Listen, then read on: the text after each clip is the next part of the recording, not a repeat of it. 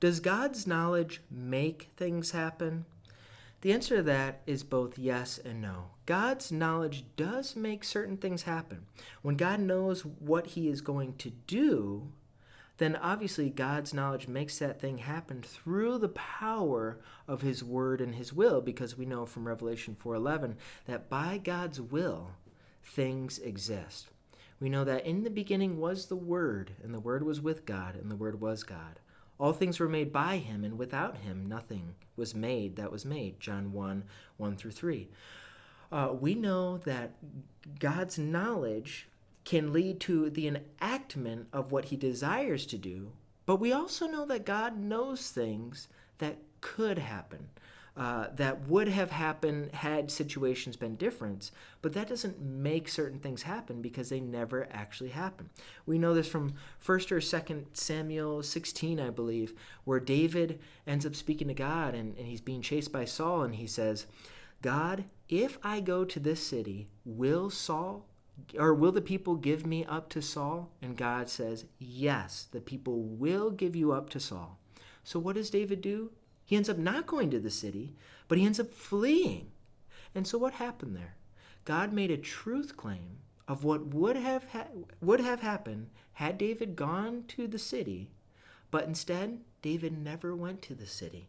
So that truth claim, even though it was true of what would have happened, never did in fact happen. So God's knowledge there did not cause and make something to happen. It was a knowledge that can be known as middle knowledge from Luis Molina, who is well known for the doctrine of Molinism, of God knowing not only what could happen, what will happen, but God also knowing what would happen. So God has this knowledge of all different variables, possibilities, what could have been done, what would have been done, what should have been done. But God ultimately knows by his foreknowledge what will happen, and what God desires to do. His knowledge is what makes things happen when it's enacted by his power and his will.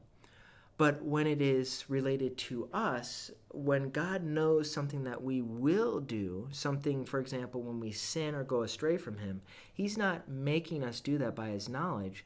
His knowledge merely knows how we are utilizing our libertarian free will to go away from what he is declaring us to do. When we go away, when we sin, when we do whatever we want, when we're selfish, and we go against God, that is fully our responsibility. So does God's knowledge make things happen? Only when God enacts upon his knowledge by his word and will and his power and brings that thing forth, or makes it realized, or sustains it, and the like.